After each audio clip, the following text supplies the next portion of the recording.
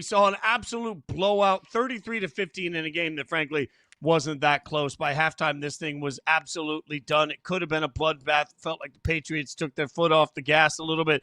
And through all of that, Caroline, are we ready? Was this the moment? Are you ready to look at it and say, yes, clearly the Patriots are the best team in the AFC, and you're ready to go all in? I'm ready to go all in. I'm ready. I am ready to go all in. I understand it was a game last night against the crummy, crappy Giants. I get that. And it's easy to fall in love with what a good team looks like against a bad team. But that was such a complete team that we saw last night. That defense was nasty. It was swarming. And I get it. They're going up against a rookie quarterback and Jaxson Dart and a team that without its offensive coordinator, without its head coach, a team in so much transition, without its starting running back in Cam Scadaboo. This is a shell of a Giants team that didn't look like a contender at full strength. I understand that. But the defense was nasty. The defense was swarming. That is very clearly a Mike Vrabel coach defense. And I say that as a very good compliment for this Patriots defense. Special teams. I mean, hello, Marcus Jones, a punt return to the house. So special teams gets some contribution there. And that's really was the spark plug for the Patriots to pull away in this one after the game was pretty much done after the first quarter. But the story to me, why I am ready to take the leap of faith to say the Patriots are the guys in the AFC, it's Drake Maye. Drake Maye is so cool. Nothing bothers him. He is unflappable. He is so surgical. It's not normal for young quarterbacks, second-year quarterbacks in the NFL, to be as calm, cool, collected, and smooth as Drake Maye is. As fun as it is to watch Baker Mayfield and Josh Allen just go total sicko mode and do all these crazy things and run around and do a spin move and, just truck stick a defender, Drake Maye doesn't do any of that, and it is so surgical. Drake Maye is so good. And how is he this good in his second year, Fitz? I mean, how are Patriots fans this lucky? They had the greatest quarterback in the history of the National Football League, had like 4 years where they were bad, and now all of a sudden they have Tom Brady reincarnated. I don't get it. Yeah, it's watching him execute the offense is so comfortable. Everything he does looks comfortable. To your point, he climbs the pocket really well, but then still just shreds you downfield while he's doing it, which is such a rare gift. And Next Gen Stats pointed out that last night, Drake Maye completed 6 of 8 passes beyond 10 air yards for 117 yards and a touchdown. At this point, he's completed 88 passes like that this season. 88 passes that went more than 10 air yards for 1,865 yards. For context, that's 200 more yards than any other quarterback in the NFL has on passes that went over 10 yards downfield. He's beating you in where you're not supposed to get beat. Like, the longer the ball is in the air, the tougher that's supposed to be to get done, but not for Drake Maye. His accuracy on those deep balls is absolutely incredible. He puts the ball in a place where only his guy can get to it, and he does it while he's running. And this was all done minus a couple of offensive linemen. Now, I want to be all in. I want to join you in the all in.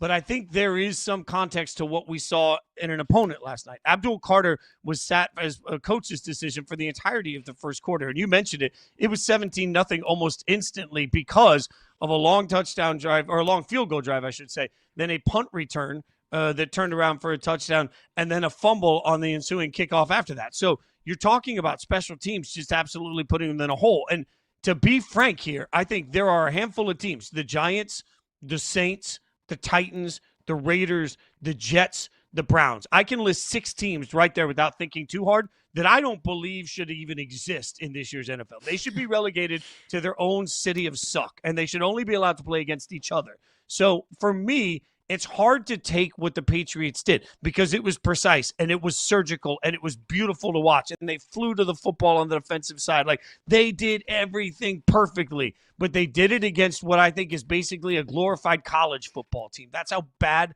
the Giants are at this point. So when you're beating up on one of the worst run organizations in all of sports, one of the worst rosters in the entire NFL, a team that's a shell of itself, I don't know what to make of it. I want to buy in on the Patriots because, frankly, they look so good, but I think I've just got to see it against the Bills in a couple of weeks. We get the Bills and the Patriots in a couple of weeks, which will be the biggest game we've had in a long time in that rivalry. That's finally the moment where we'll figure out which one of these teams we can leave for dead.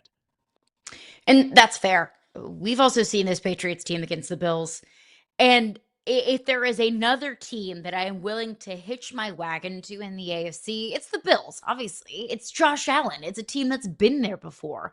But my biggest concern about this Buffalo Bills team is their lack of consistency. One week they can just get absolutely trucked for no reason, and then the next we see Josh Allen with a 6-touchdown performance doing something that hasn't ever been done before in the history of this league. I get whiplash trying to figure out what this Bills team is. The Patriots have won 10 straight. Now, look, I understand that in that winning streak, they have beaten the Saints, who suck, the Titans, who suck, the Browns, who suck, the Falcons, who kind of stink, the Jets, who kind of stink, the Bengals before Joe Burrow came back, who absolutely stunk. Like, there are some stinkers in there, but they also have wins against the Bills in there. They also have wins against the Bucks in there. So we've seen a proof of concept, albeit it's small. We've seen a proof of concept against teams that we view, or at least I view, as legitimate contenders. I want to see it again. I want to see what they look like against the Bills again. But also, they get the Bills at home. And then they get the Ravens. And the Ravens are a shell of what they should be. And then they go to the Jets. And they finish out the season with the Dolphins, which we'll talk about this later, might actually be a pretty intriguing game. This Patriots team absolutely has a very clear path to being 14-2 in Drake Maye's second year and Mike Vrabel's first. That's crazy.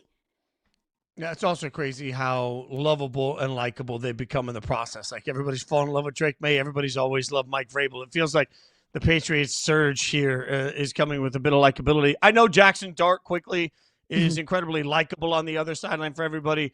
I saw his quotes afterwards. For anyone that didn't see, he made it clear he's not going to change the way he plays. And this is, as he challenged us, go back and watch my high school tape. As he reminded everybody, he always plays aggressively and he's not going to stop. I hated that. And frankly, he took a couple of hits in this game that he just didn't have to take. And they caused sideline eruptions and penalties as they looked like they might be borderline. But on replay, they weren't. He put himself at risk and he took hits he didn't have to. And has been pointed out several times over the last 24 hours by guys that played. Yes, he's played this way since high school. He's never played against guys with this level of speed, power, and impact. If he cannot be on the field, he cannot help his team. And every single coach, every single equipment manager, every single person in that building for the Giants, their job will rely on Jaxson Dart for the next several years being healthy. While he might want to play aggressively, there are too many people involved in this process that need him to play in order for them to keep their jobs, for him to keep playing this recklessly. He's just got to learn that 3rd and 2 is okay, that there are times where you can just slide, where you can get yourself out of bounds and protect yourself, because if you are not available, you help nobody in this process. This isn't high school, Buki. Like, we're going to have to start evolving into the National Football League. Jaxson Dart needs to learn how to protect himself from himself. And I think that should be one of the highest priorities of traits to look for in the Giants head coaching search is how can you reel Jaxson Dart in? You don't want to take Superman's cape away from him. His kind of DGAF attitude and his legs, those are all wonderful assets to the Giants. But you have to learn how to refine that. Joe Burrow had to learn how to refine that. Baker Mayfield had to learn how to refine that. Josh Allen had to learn how to refine that. And that elevated those quarterbacks to the next level. Jaxson Dart can have that too. He just has to be willing. Like, when he didn't run out of bounds, it was late in the first quarter, and it was that the big time Ellis hit right on the sidelines. It was a fair hit. It was a hard hit, but it was a clean hit.